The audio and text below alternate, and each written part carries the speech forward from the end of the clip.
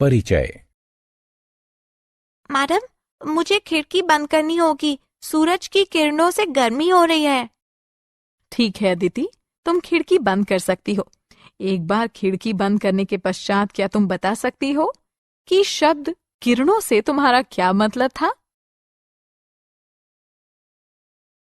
मैं नहीं जानती मैम, लेकिन इसे हम सूर्य के प्रकाश को दर्शाने के लिए प्रयोग करते हैं। ठीक है, तो आज मैं तुम्हें रेखाओं, किरणों और कोणों के बारे में विस्तार से बताती हूँ। बच्चों, इस पाठ में हम कोणों और उनके प्रकारों के बारे में जानेंगे। हम रेखाओं, रेखाओं के युग्मों तथा समानांतर रेखाओं के बारे में भी सीखेंगे। उद्देश्य।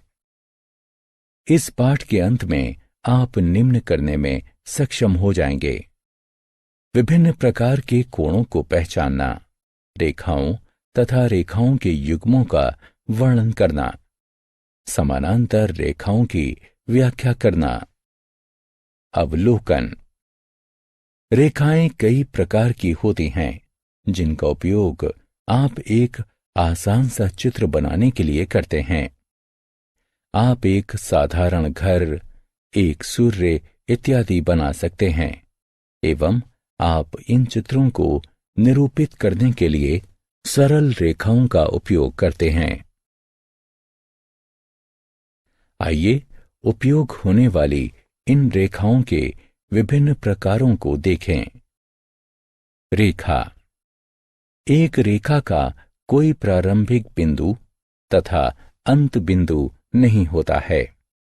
आप दोनों दिशाओं में एक रेखा को असीम रूप से फैला सकते हैं। रेखाखंड। एक रेखाखंड का एक प्रारंभिक बिंदु तथा एक अंत बिंदु होता है। किरण। एक किरण का आरंभिक बिंदु होता है, किंतु अंत बिंदु नहीं होता है। कोण।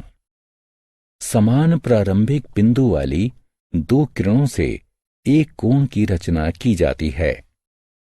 प्रारंभिक बिंदु को शीर्ष कहा जाता है तथा किरणें कोण की भुजाएं कहलाती हैं। संबंधित कोण। एक कोण को दो किरणों के मिलन के रूप में परिभाषित किया जाता है, जिनका अंत बिंदु एक ही होता है। कोण की भुजाएं दो किरणें होती हैं, जबकि शीर्ष उसके उभयनिष्ठ अंत बिंदु होते हैं। चार प्रकार के कोण होते हैं।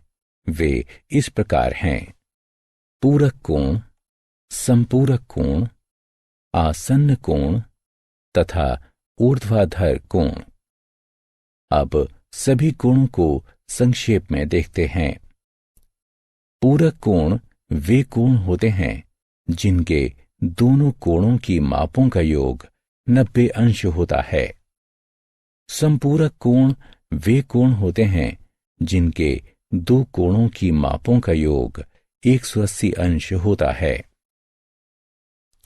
आसन्न कोण वे कोण होते हैं जिनका एक उभयनिष्ठ शीर्ष होता है तथा एक उभयनिष्ठ भुजा होती है, किंतु कोई अंत बिंदु उभयनिष्ठ नहीं होता है।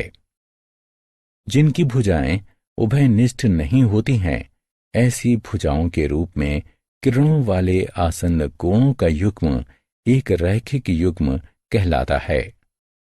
ऊर्ध्वाधर कोण वे कोण होते हैं जिसके दोनों कोणों का एक शीर्ष उभयनिष्ठ होता है तथा जिसकी भुजाएं दो रेखाओं का निर्माण करती हैं।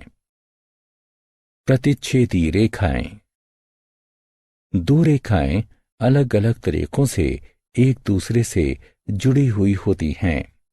आइए प्रत्येक तरीके को अलग अलग देखते हैं। प्रतिच्छेदी रेखाएं वे रेखाएं होती हैं जिनका केवल एक और केवल एक ही बिंदु उभयनिष्ठ होता है। ये उभयनिष्ठ बिंदु प्रतिच्छेदन बिंदु कहलाता है। त्रियकछेदी रेखा। एक त्रियकछेदी रेखा वो रेखा होती है जो दो रेखाओं को भिन्न बिंदुओं पर प्रतिच्छेदित करती है। अधिकांशतः एक त्रियकछेदी रेखा से कई कोणों की रचना की जाती है। त्रियकछेदी रेखा द्वारा निर्मित कोण। त्रियकछेदी रेखा से 7 प्रकार के कोणों की रचना की जाती है। वे इस प्रकार हैं: संगत कोण, अंतःकोण, बाह्य कोण, एकांतर अंतःकोण। क्रमगत अंतःकोण, एकांतर बाह्य कोण और क्रमगत बाह्य कोण। उपरोक्त कोणों के बारे में विस्तार से जानने के लिए उन पर क्लिक करें। समानांतर रेखाओं की त्रियकछेदी रेखा। जब दो समानांतर रेखाओं को एक त्रियकछेदी रेखा के द्वारा काटा जाता है, तब आप पाएंगे कि संगत कोण बराबर होते हैं। एकांतर अंतःकोण का प्रत्येक युग्म समान होता है और अंतःकोणों का युग्म संपूरक होता है। समानांतर रेखा। दो रेखाएं समानांतर होती हैं यदि वे सदैव समान दूरी पर स्थित हों एवं आपस में कभी नहीं मिलती हों। आप त्रियकछेदी रेखा द्वारा काटकर भी इसकी जांच कर सकते हैं कि रेखाएं समानांतर हैं अथवा नहीं। यदि उनके संगत कोण समान होते हैं, एकांतर अंतःकोण के युग्म समान एवं संपूरक होते हैं, तब रेखाओं को समानांतर होना चाहिए। सारांश। आइए हमने जो कुछ भी सीखा है उसे संक्षेप में दोहराएं। रेखाओं का कोई प्रारंभिक बिंदु नहीं होता है।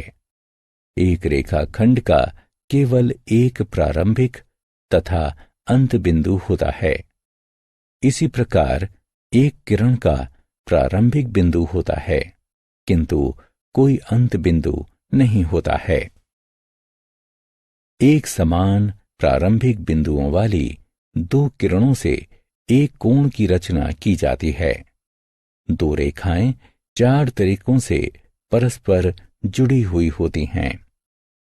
प्रतिच्छेदी रेखाएं, त्रियकछेदी रेखाएं, त्रियकछेदी रेखाओं के कोण तथा समानांतर रेखाओं की त्रियकछेदी रेखाएं।